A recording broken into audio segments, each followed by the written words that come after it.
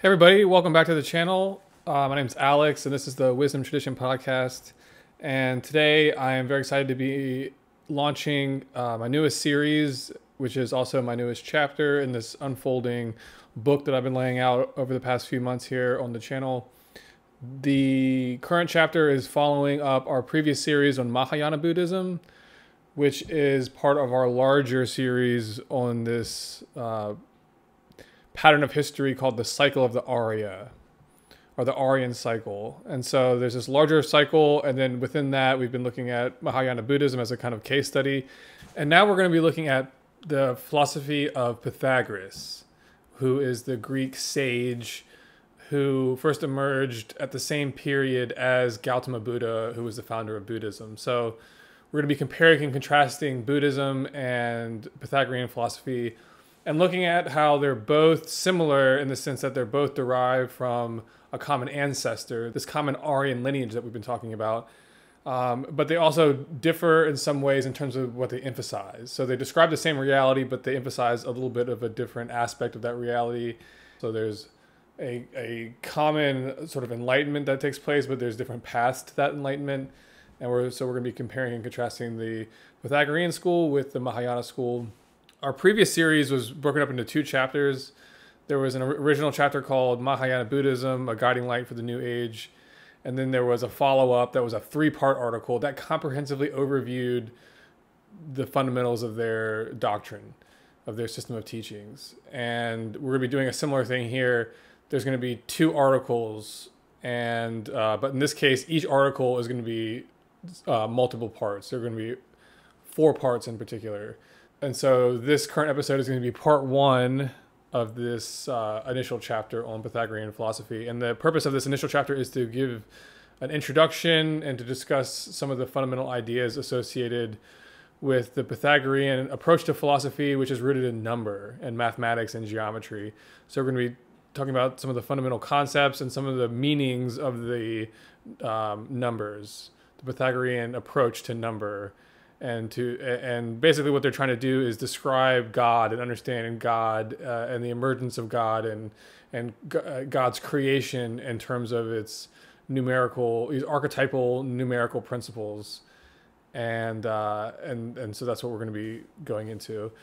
The follow-up article, or the second part of this this two-parter, is going to be focusing on a particular symbol from Pythagorean philosophy, the Tetractys. And you can actually see, for those watching the video, I have a Tetractys here tattooed on my arm. I actually have all different Pythagorean symbols as different tattoos. So this is something that's close to me and has been for a number of years, this teaching. And so I'm very excited to be going into it. But the second article is going to be on the symbolism of the Tetractys, and we're going to be discussing how the Tetractys is used as a mandala, which is like a meditation device. So we're going to be unraveling the meaning and significance of the Tetractys and the various levels of meaning that are within this diagram, this sacred diagram. And we're going to be discussing how it's a mandala, and we're going to be also comparing and contrasting the Pythagorean mandala with how mandalas are used in Mahayana Buddhism. So we're going to be revisiting once again Mahayana Buddhism. So that's coming up in the next article. And then after that, I have another one that I've been also working on. So I've been away from the channel for almost 2 months, but I've been working on all these articles like nonstop, because at this point we're getting into more specific aspects of these teachings. So the articles are getting longer. So the initial chapters and initial episodes of this series would just be like a single post or a single essay that I would post would be one chapter of the book. But now the chapters are broken up into multiple parts because we're getting more into the detail. But again, all of these are supposed to come together to form a book, which I'm aiming to be 13 chapters in total. So it might stretch out to 14 or 15, but I'm aiming for 13 right now. And so that's where we are. So coming up, I'm going to be going into chapter 1, part 1 of this series on Pythagoras. And overall, this is going to be chapter 7 of our series. So stay tuned. An introduction to Pythagoras coming right up. All right, part 1, Pythagoras, the first philosopher. And I have an introduction here. In this article, we'll be introducing and overviewing the history, significance, and central teachings of Pythagoras, the Greek sage who not only invented the word philosophy, but also established the first public school, with his academy, founded during the 6th century BC, being the first of its kind in the world. This article follows our previous series on Mahayana Buddhism, where we explored in comprehensive detail the fundamental ideas of this important Eastern school's philosophical teachings. Here we will be re-examining the same ideas originally discussed in that series, only now reapproaching them from a new angle, that of Pythagorean philosophy. As we will be exploring over the course of this chapter's 4 parts or sections, the Pythagoreans sought to understand the workings of divine law using the symbolism of number, mathematics, geometry, and music. Whereas Mahayana Buddhism heavily emphasizes religion, compassion, and the psychology of mental release, the Pythagorean system places its greatest emphasis on the perfection of mind through cultivation of its innate capacities of intellect and reason. By disciplining the mind along the precise boundaries of number, the Pythagoreans sought to bring the mind to a higher, enlightened state of functioning. In this higher state of existence, the mind understands the reason for life, the cause behind effect, and the purpose of existence. The Pythagoreans were mystics. They sought to experience the transcendent unity of God by elevating the intellect to the point where the philosopher would begin to think in unison with the mind of God, thereby becoming enlightened. As we will be exploring, the Pythagoreans used number as a means to discipline the mind into right thinking, right feeling, and right acting. By keeping to these disciplines, the Pythagoreans cultivated the capacity to unlock and release within themselves superior powers of consciousness and mind, thereby fashioning the person into a superhuman, or what the Greeks called a hero and the Buddhists a bodhisattva. So part of this system of philosophy is the belief that humanity exists not only in the state of the common person, but also there is a evolved state of humanity that every person is capable of attaining. And those who have attained it are rightfully the teachers of everybody else who has yet to attain it. So those who have attained it become the teachers. And so Pythagoras, as an initiate and as an adept, he was someone who has attained.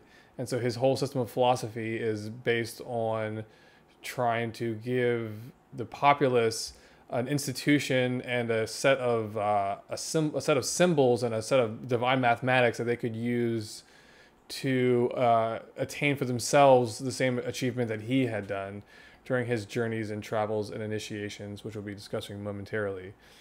And so let's now pick things back up. As we will see, the Pythagorean school, of which Plato was a descendant, taught in their own way the same core truths, lessons, and disciplines that Buddhism did, with Buddhism initially emerging during the exact same time period, half a continent eastward. Each descended from a common cultural origin point, the Arya, and rose to offer its own unique take on restating the wisdom teachings of this ancient tradition. Each covered the same core material, but emphasized different aspects of the doctrine. Speaking in general terms, Buddhism's orientation is primarily toward the purification and fulfillment of the emotions. Think the heart doctrine. While the Pythagorean school focuses more on the perfection of the intellect, with this doctrine of philosophical teachings taught through the cool and personal logic of number, mathematics, geometry, and music. Neither negates the importance of the other, and each contains aspects within its structure that capture the strengths of its counterpart. For example, though they are normally associated with emphasizing the intellect, the Pythagoreans did in fact practice disciplines of emotional purification, which is what Buddhism is most often known for. Conversely, the Buddhists and their esoteric teaching revealed an esoteric mathematical Kabbalah, a divine mathematics and a sacred geometry behind their symbolism. This esoteric mathematics became vital for the design of their temples and their mandalas, which are their meditation diagrams. Now, wrapping up this introduction, as was the case in our previous series on Mahayana Buddhism, this article is broken up into multiple parts. Part 1 introduces Pythagoras, his school, and his basic approach to teaching philosophy. Part 2 introduces Pythagoras' doctrine of the philosophy of number and covers the principles 0, 1, 2, and 3. Part 3 analyzes the Pythagorean theorem and the famous 3-4-5 triangle associated with it. So here we'll be analyzing the numbers 3, 4, and 5. And then in part 4, which is the last of this chapter, but the themes will be picked up in the next chapter. But the last of this current chapter is part 4, and that's going to be considering the relationship between the golden ratio, the number 5, and man's place in the universal plan.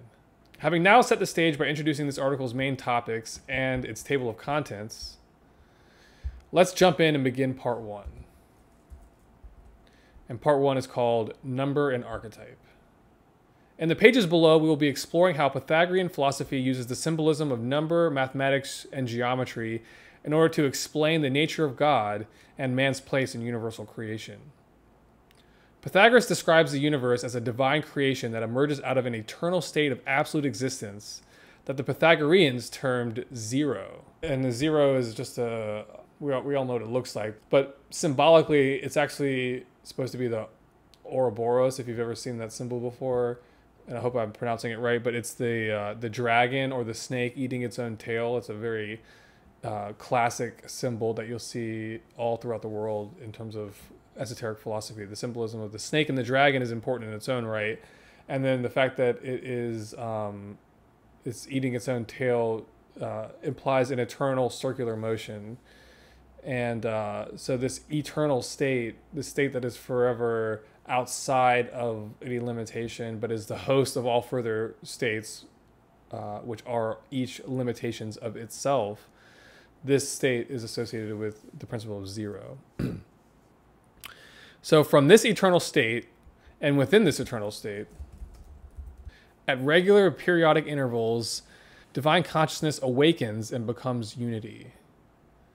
So zero becomes unity through this process of a cyclic awakening. So there's a cyclic oscillation, and that's this this dragon or snake eating its own tail. That's what this eternal motion of being represents. Then, at the end of a pre-specified amount of time, unity fulfills its awakening and proceeds back into a state of rest in which only zero remains, or this eternal state of the Ouroboros. So things begin here with this mystery of zero and unity.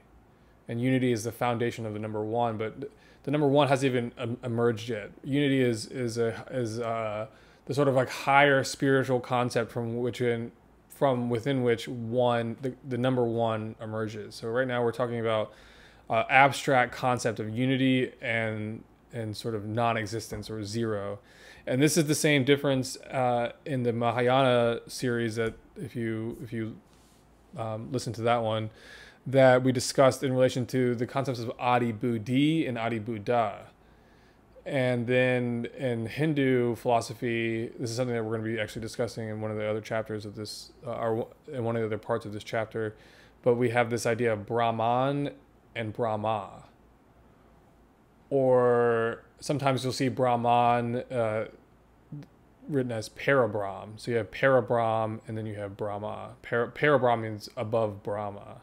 So you have Parabrahm or above Brahma or beyond Brahma, and then you have Brahma. So that is this concept of a fundamental duality of being and non-being, with non-being being this concept of infinite being, but there's nothing expressed. So there's nothing you can say is a being. So a being, or the capacity for a being, exists only when unity emerges. So beyond unity is this state of eternity, this condition, this absolute principle, or an absolute reality. And that's the foundation of the Pythagorean, of all great systems of philosophy, all the Aryan branches. And this is what Tao is, the Tao that can't be, in Taoism you have the Tao that can't be named and the Tao that can be named. And this is clearly differentiated in the Tao Te Ching between these two aspects of the Tao. Tao being the T-A-O, Tao, but I think you pronounce it with a D. The Tao, it's certainly easier to say. So you have, it specifically references the Tao that can't be named and the Tao that can be named. And so that is the principles that you're working with. this fundamental polarity. So as you'll see, this idea of one thing oscillating between two states is the foundation of the numbers 1 and 2. And so you have 0, 1, and 2 becoming this archetypal trinity of principles. And that's what we're going to be establishing here, is this idea of a fundamental trinity between 0, 1, and 2. So to recap, creation begins with the awakening of unity from within the eternal womb of 0, which is infinite unity. In relation to 0, unity is manifested or born. It emerges in context to this absolute fixed standard, this eternal standard. 0 is an absolute measure by which all further concepts, including unity, can be measured and defined. However, while unity is manifest or made manifest in relation to 0, in relation to all other aspects of creation that follow, unity is unmanifest. You see, it becomes the womb. So the relationship that 0 has to 1, 1 has to all the other numbers. This means that while 0 is the mother of unity, unity in turn is the mother of creation, and also its father. It's the father-mother. Creation, once born from unity, emerges as number, which manifests outwardly in mathematical precision to create a geometric universe that is eternally vibrating the word or logos into the abstract eternal context that is unity.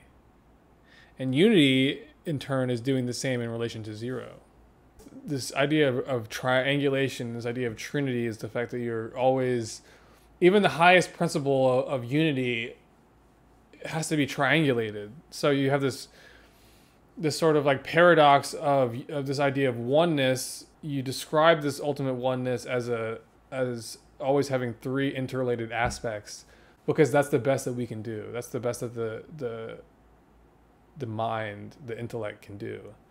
But if you accept this premise and if you accept this limitation, but you stay disciplined to it, meaning you always seek to triangulate everything that you're doing and all aspects of your system of philosophy, then you actually start to build out a very precise mathematical framework of not only numbers, but you start to ensoul these numbers with meaning, so that the sort of mathematical framework that we study in science starts to reveal an ensouled universe. So that's the whole thing that we have to rediscover as we move away from materialistic science into a new paradigm. Is the original framework that science is built upon is this framework of number, which has its origins with the Pythagoreans, who themselves got it from the Egyptians and the Indians and the Zoroastrians. And so this tradition is very ancient and it has been forgotten, and that is sort of my thesis, is that that's the root of our problems in the world today, and have been for a long time, as part of an archetypal growth process that's taking place in the world soul. And we are approaching a transformation point, and so we need to catalyze that transformation with a great awakening and a re-ensouling of the world that can only come through philosophy, in my opinion. So now, returning back to things.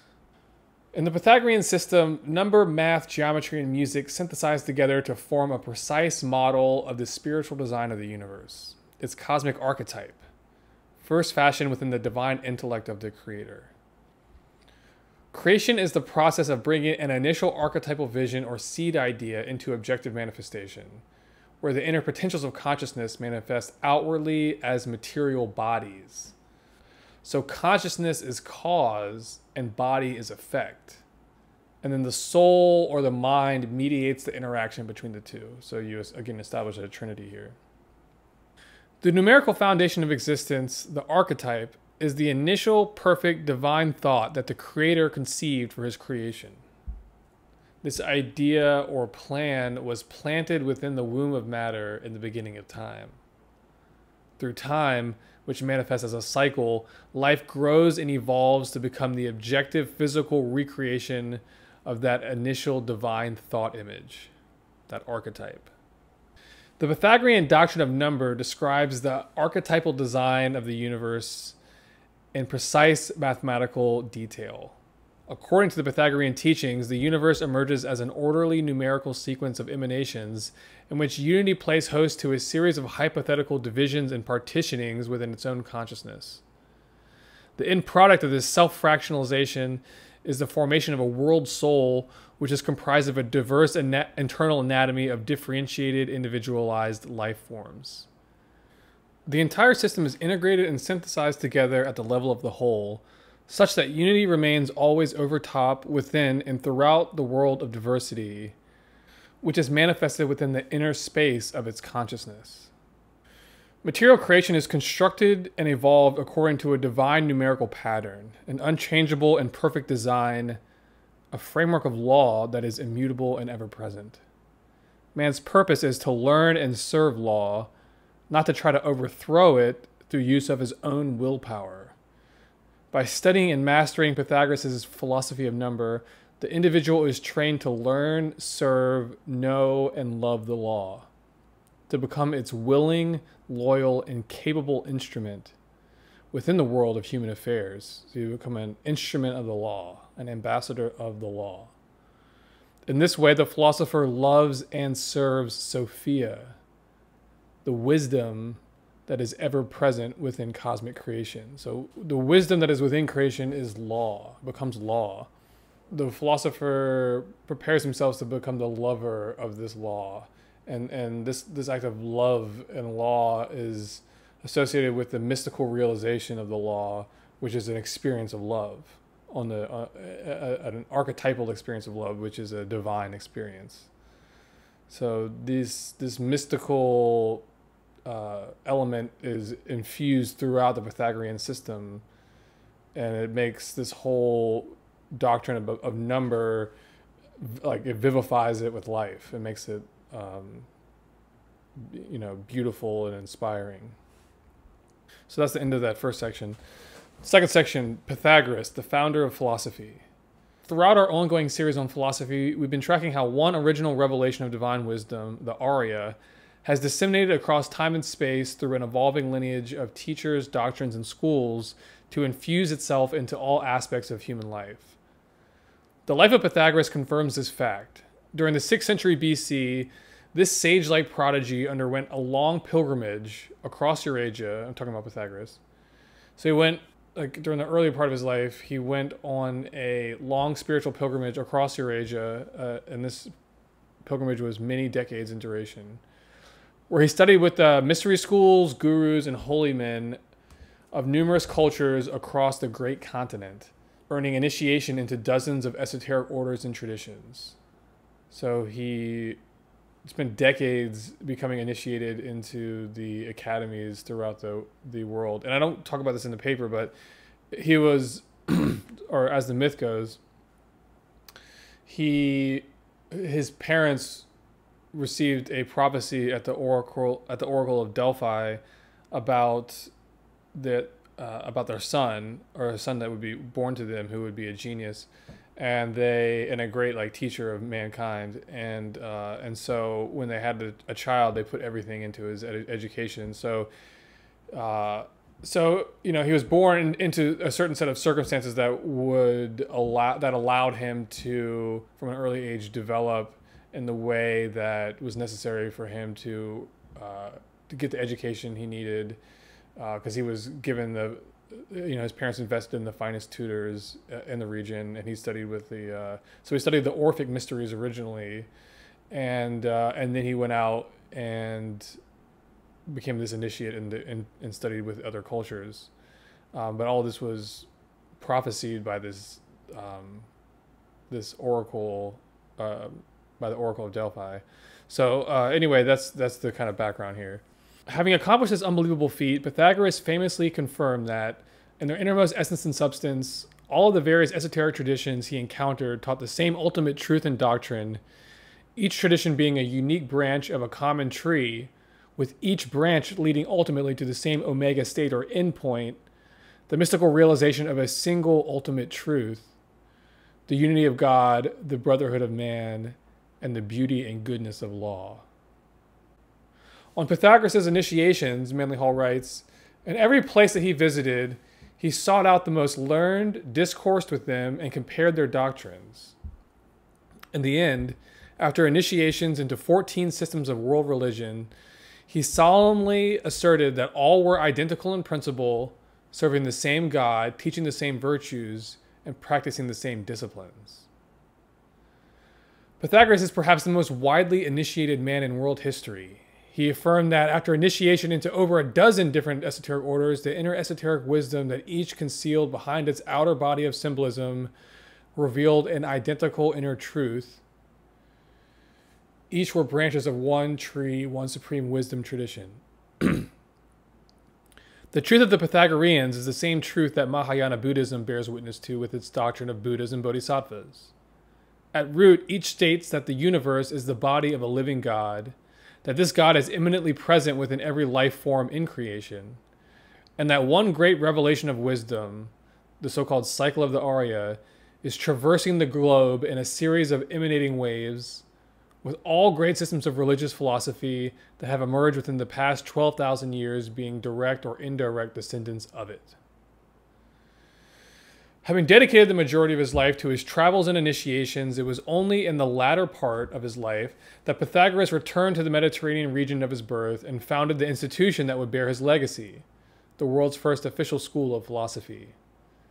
Pythagoras is the outstanding individual of world history who first gave birth to the word philosophy. In Crotona, a region of present-day Italy, he founded the world's first public-facing school of philosophical teachings. While our word philosophy comes directly from Pythagoras, in truth this was not the only philosophical school to emerge during this era. During the 6th century BC, several other outstanding world teachers emerged who also taught doctrines derived from the Aryan wisdom teachings and founded philosophical schools. But they called their schools by another name. For example, one teacher, Gautama Siddhartha, called it Buddhism, another called it Taoism, Lao Tzu, and still another called it Christianity. The original Pythagorean community in Greece was destroyed by a belligerent mob. Those of his initiated disciples who did not perish were scattered, and many departed from mortal life without finding students worthy to carry on his instructions and disciplines, which had originally been imparted under the strictest obligations of secrecy and discretion. So this is an archetypal thing that we talked about in our early chapters of this series that we've been doing, which is the fall of the mysteries. And one of the problems that the priesthood encountered was a lack of candidates over time, a scarcity of candidates who qualified to reach the higher levels. So without incoming students to attain those degrees, the next level of professors to teach the next generation of students wouldn't be produced. So the schools gradually dwindled in quality, and it starts with the students, and then it becomes the teachers, and then it perpetuates with the next generation of students, and so forth. So that's one reason why the Pythagorean school dwindled after his life, or after Pythagoras' time ended on this earth. After the public destruction of his school, the lineage continued through small bands of wandering initiates who had been former members. They kept the Pythagorean tradition alive until it finally passed into the hands of Plato. Writes Hall, Plato knew part of his teaching, but not all, having paid 10,000 pieces of silver for 2 partly burned books of Pythagoras. From these works, he wrote The Statesman and the Republic, 2 of his greatest writings. Tracking the post-Christian lineage of the Pythagorean school, Hall writes that after Plato, during the 1st century of the Christian era, the mantle fell upon Proclus, Plotinus, Ammonius Saccas, and others. Through Plotinus, this tradition was carried to Alexandria, where it became known as the Neoplatonist movement. The tradition then passed to St. Augustine, the Christian Platonist, from whom it would continue on as an inspiration to Charlemagne and many other great philosophers. And some, the best we know in Christianity has come from the Pythagorean philosophy. And the same can be said, too, of the debt owed by science to this teacher's ancient guidance. All right, section 3, the Pythagorean school. Philosophy means lover of Sophia, with Sophia symbolizing wisdom, with an added emphasis on its feminine or yin virtues. So wisdom is a concept that you could emphasize its masculine or feminine aspects. So Sophia is a feminine emphasis. One might associate Sophia with the doctrine, the revealed wisdom teachings associated with the grand cycle of the Arya. These divine teachings guide mankind toward the way of its own salvation. This doctrine is the alchemical curriculum of revealed spiritual teachings that direct the soul toward the attainment of its own spiritual awakening. In our previous series on Mahayana Buddhism, we associated the doctrine with the blood of Christ. It is also the light of Amida Buddha, which, when internalized through the mystic experience of enlightened self-realization, becomes the source of man's spiritual salvation. So the doctrine guides you toward that experience of enlightenment. Therefore, the doctrine is this saving, has this element of salvation to it. It's the vehicle of salvation. If you learn and follow the doctrine, then you will be led towards your own salvation. So it's the vehicle of it. Pythagoras' doctrine of philosophy was derived directly from his wide-ranging initiations into the mystery schools of his era, as we've covered. He was an ambassador for these esoteric orders and an integral part of their program to bring their body of teachings out to the mass of humanity. It is not a coincidence that the man who invented the word philosophy was also the most initiated man in world history. Pythagorean philosophy, in terms of both its doctrine and the organization of its school, is directly derived from the mystery schools that Pythagoras was initiated into during his long travels and many initiations around the world. With the founding of his school, Pythagoras aimed to teach his students how to successfully complete the initiations of Earth's great mystery temple. His doctrine of philosophical teachings is his custom synthesis and repackaging of the esoteric wisdom teachings. The main idea is that by using philosophy as their guide, the student will transform themselves from an initial neophyte to that of an initiate and later adept. This is the purpose of philosophy. It is intended to guide the soul through the spiritual initiations that each of us goes through as part of our requirements for evolutionary growth here on Earth. For Pythagoras, philosophy was intended as an externalization of the teachings of the Aryan wisdom tradition, bringing it out from its old institutional nesting place, the mysteries, where it had been confined within the old paradigm of the caste system. He sought to move these wisdom teachings into a new institutional vehicle, philosophy, specially prepared to bring the wisdom tradition into the forthcoming astrological age of Pisces. This is something that we talked about in the earlier articles of this series.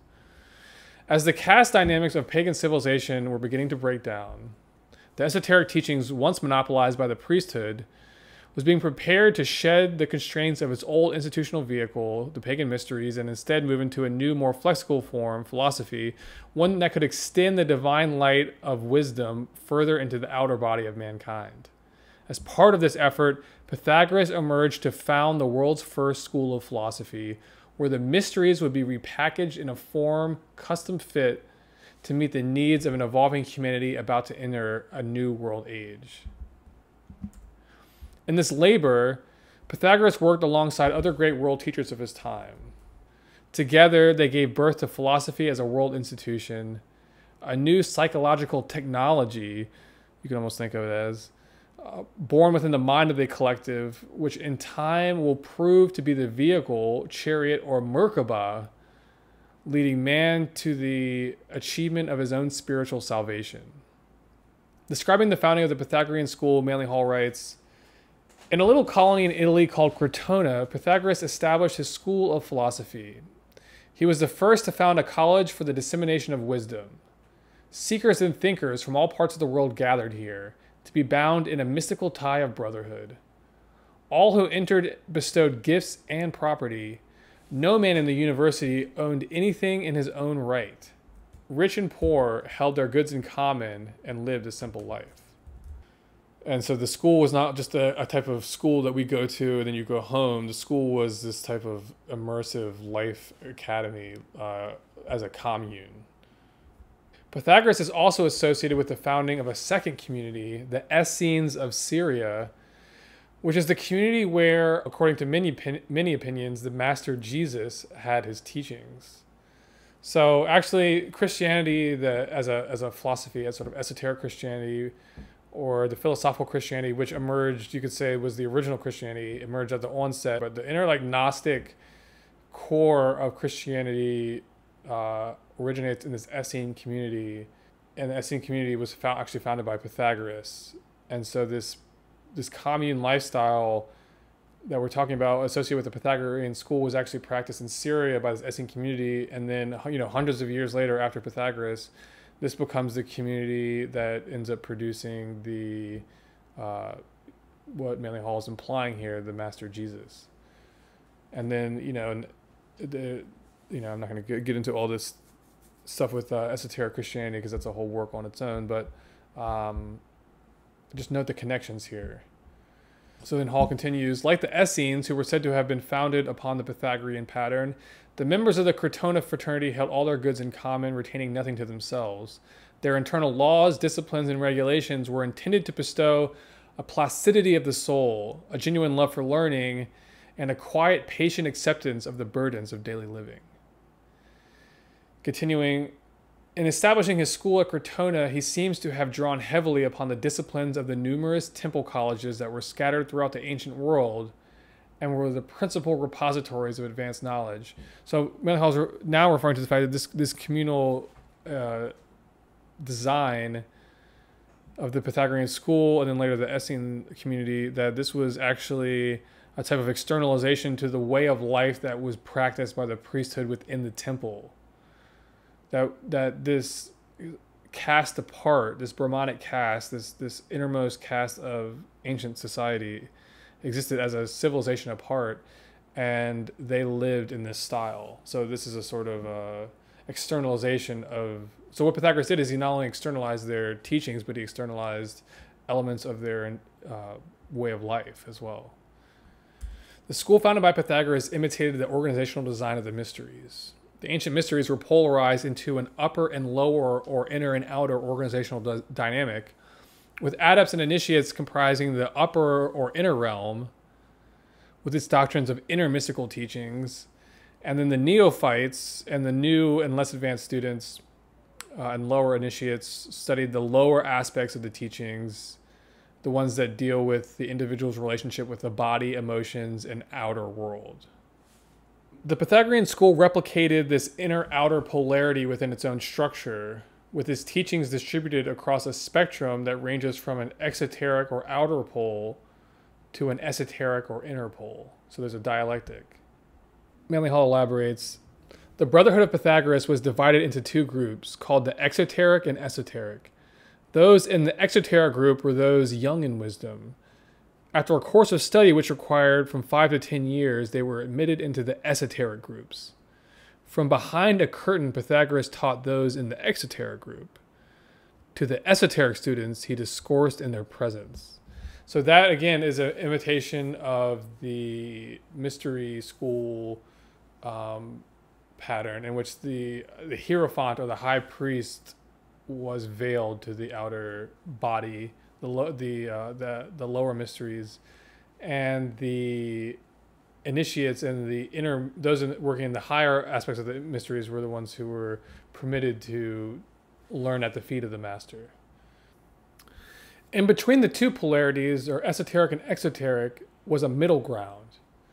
This middle ground was the philosophical school, the domain where philosophical students gradually were elevated from the level of neophyte to the level of initiate.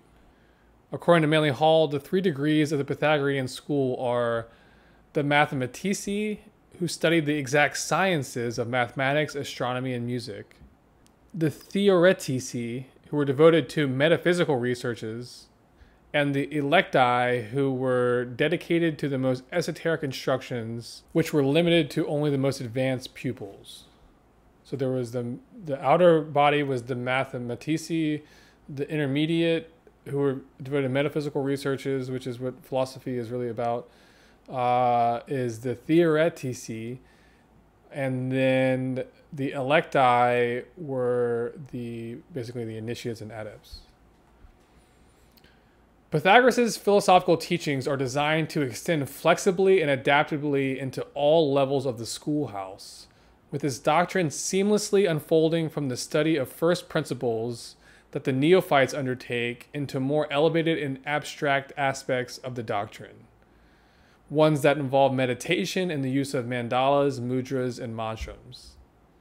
As the student progresses through philosophy's curriculum, they gradually climb upward along a ladder of ascent, moving incrementally from the initial level of neophyte up toward the degree of initiate, with a series of intermediary stages marking the path of progress.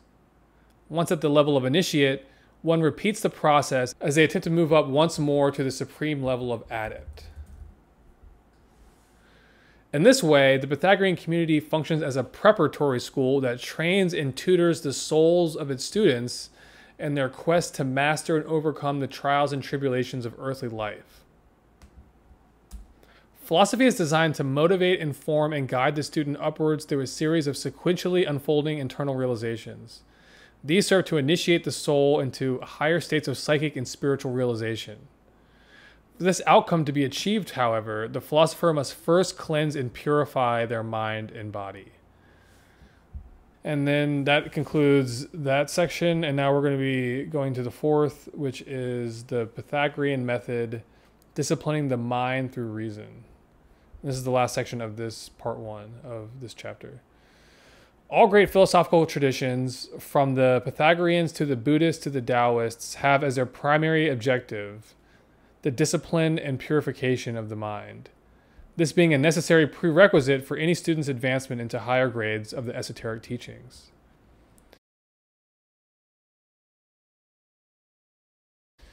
At root, mental purification is about removing false ideals, illogical thought patterns, and intemperate emotional attachments as dominant habits of the personality. This approach is founded on the principle of via negativa, which is a strategy for curing disease that focuses on removing harm rather than inserting man-made solutions. Applied to the mind, one seeks to purify the mind by removing that which is false, erroneous, and distracting. False acceptances, when left to stagnate within the mind, lead to the archetypal evils of ignorance, superstition, and fear, the three great evils recognized by philosophy. Generally speaking, the mind's false acceptances concern the themes of materiality and egoism. We fall into illusion and error when we accept the reality of diverse material forms over that of the unified spiritual consciousness that contains and gives life to these dense bodies. When the orientation of the mind moves its focus from a spiritual focus toward a material one, it inevitably becomes neurotic, forced to adapt to a condition that is not natural to itself. Man's sojourn here on earth is directly related to its need to work out its attachment to a pattern of false acceptances, ones which have taken root deep within the collective mind of the species. As a consequence of its acceptance of illusion, mankind generates for itself a cascading series of karmic consequences due to the reactions of wrong action upon the fixed standards of universal law. So this is what karma is. There's a fixed law, but man has the option to obey or not obey that law. So if you act in a way that's not an obeyance, then that's considered a wrong action. And so a wrong action in relation to the fixed standard will lead to karma, because that's essentially, karma means consequence. Law causes ignorant action to react back upon itself, resulting in a compensatory experience of retribution, and this is what karma actually describes. In psychological terms, the mind's misorientation toward material existence over spiritual unity has to do with an innate need at the soul level for man to develop and express its capacity for ego and self-will. During its process of development, the ego principle within the psyche expresses itself in a variety of imbalanced states. As a consequence of the ego's imbalance, other adjacent aspects of the psyche also become imbalanced. The entire system remains in a state of relative disequilibrium. But this is a dynamic, evolving state of disequilibrium, one that is gradually moving toward equilibrium, or toward attaining equilibrium. The final end of evolution is achieved when the state of perfect equilibrium is attained across the entire world system. Philosophy works to discipline the ego so that it no longer serves as a tyrant over the body, but instead works as a willing, receptive servant to fulfill the will of a higher spiritual authority, the self, meaning the higher self, the universal self. For Pythagoras, the man who coined the term philosophy, philosophy was intended to inspire the student to calm the mind and allow the self to assume leadership, which is its proper role, as the wise and benevolent ruler of the soul's lower material nature. The Pythagorean disciplines of mental purification are organized around the use of numerical symbolism, which includes the study of number, numeration, mathematics, geometry, music, and harmonics. Pythagoras took the approach that by transforming all the equations of existence into mathematical formulas, one becomes able to contemplate the higher spiritual realities underlying material existence with serenity and purpose, liberated from fear and anxiety. The precision of mathematics, philosophically considered, becomes a guide to right thinking and right conduct. It reveals a pattern of exactitudes by which all excessive or unreasonable attitudes are moderated and contained within the experience of unity. That's a quote from Manly Hall. The mind, disciplined by mathematics, discovers the power of reason. As Manly Hall explains, reason is a skill acquired by the mind and results from the cultivation of reasonableness on every level of cognition and reflection. Reason is a resource and a source of safety. That which is most reasonable is most sure. If we cling to that which is reasonable, we shall be protected from that which is unreasonable. The reasoning power can be strengthened by discipline and enlightened by virtue. Man can put faith in the fact that his destiny is ensured if he lives sensibly, rationally, and purposefully. Reason bestows common sense and leads to the development of a normal moral character in which hope dominated and faith was sustained by intelligence. Through the cultivation of the innate faculty of reason, by degrees the wise man could, this is quoting Manly Hall, by degrees the wise man could perfect the grand concept of existence and establish his own proper place in the universal program. In other words, the doctrine that we've been talking about embodies reason. They are one and the same. Ultimately, the Pythagorean disciplines were designed to guide the student upwards through life's initiations into an experience of spiritual awakening, self-realization, and enlightenment. After the fourth or solar initiation, the disciple experiences a conscious reunion with their greater spiritual self. This experience of reunion is the critical stage that the individual receives as the culminating experience of their spiritual education. It comes as an illuminating experience of spiritual enlightenment and mystical at-one-ment with deity. From this point on, the disciple becomes the initiate. Philosophy's method of facilitating this attainment within its students is to guide and inspire them to confront and overcome the limitations and false attachments associated with material existence, and instead reorient them so that their consciousness becomes receptive to receiving the light, love, and wisdom of the greater universal self that exists at the apex of all human psyches. So it's a reorientation of polarity, and you're becoming receptive to these active spiritual principles in a transcendent metaphysical dimension, typically called heaven. So you're becoming receptive to the way of heaven, as the Taoists say. You're becoming receptive to these spiritual principles, which are within you, but by becoming receptive to them, you sort of fulfill their energies and the distribution of their energies within you. So that's what these disciplines are about. This universal self that we're talking about here, this universal being, this God, is the single spiritual cause of which each terrestrial life form is a unique material effect. By opening themselves and becoming receptive to the will of this inner self, this higher spiritual cause, the Pythagoreans sought to catalyze the evolution of their own souls and to achieve further and more advanced states of spiritual enlightenment and illumination. The Pythagorean philosophers allowed the light of God to enter into their souls and enlighten their psyches, transmuting the base elements of material form into the alchemical gold of enlightened self-knowing. The end goal of Pythagorean philosophy is the transmutation of the soul with the intent of creating an enlightened, spiritually awakened human, one dedicated to serving and fulfilling the divine plan for universal enlightenment.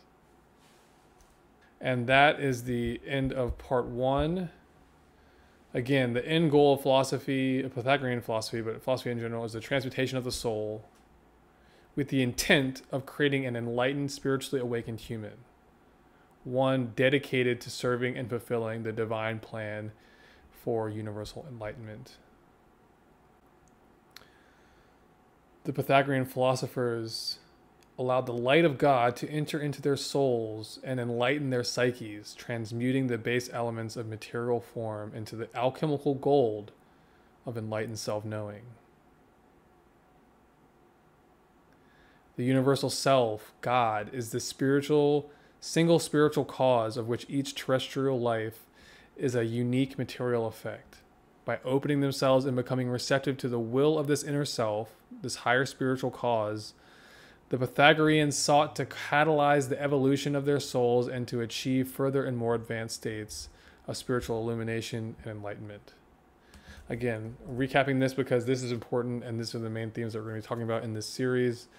So thanks for sticking with this episode so far. I hope you'll tune back for parts 2, 3, and 4. And then we'll come back again for chapter 8 and the 4 parts of that, which are going to be on the topic of the Tetractys. So we'll be kind of re-emphasizing some of this material in this chapter and going into it a little bit further. And then I hope you'll come back again when we go into our subsequent chapter on Plato. So please stick with me as we explore the philosophy of the Greeks and we move westward. And then from Plato, we're going to be moving then rapidly up more towards the current date. And I have planned a set of articles on Francis Bacon, the philosophy of science, the Rosicrucians, the Freemasons, the Illuminati, and all the connections between those groups. That's going to be coming. I have one on the ancient history of America, so I guess we'll be going back in time for that to some degree. Although we'll be spending some time in Peru with that series on the Incas. And the Incas were actually around 1200 AD, around the time of the Templars, actually. And there are unique and interesting relationship between the Incas that I didn't know about until I went deep into Manly Hall's work. And so I'm going to be digging some of that stuff out and sharing it with you about the secret destiny of America, and to give you a little bit of a preview about what we'll be talking about in that chapter, which will be a few months out probably. I did a series earlier this year, or a podcast episode on Manly Hall's lecture about America. So go back and check that out, and you can kind of get a hint about what's coming. I also have a couple Manly Hall lectures that I'm going to be scattering about as I go through these chapters that are relevant to the topics we'll be discussing. But I probably won't have my first one of those until I guess probably not until one of the upcoming chapters. So that's coming up, and then please check out my website www.alexsacken.com. You can see a publications tab there now, and you can kind of see the overall outline of all the different chapters that we've done so far in this series, and also hinting at some of the chapters to come. I may rearrange the order from what's listed, but in general, it's going to be looking like that is the breakdown of what the chapters are going to be. And on the website, I have an e-store you guys should check out if you want to purchase some of the publications I've done so far. And also have a little bit of sort of Rosicrucian themed merch that's available. And I guess that's everything for today. So again, thanks for tuning in. God bless, and I'll catch you guys soon.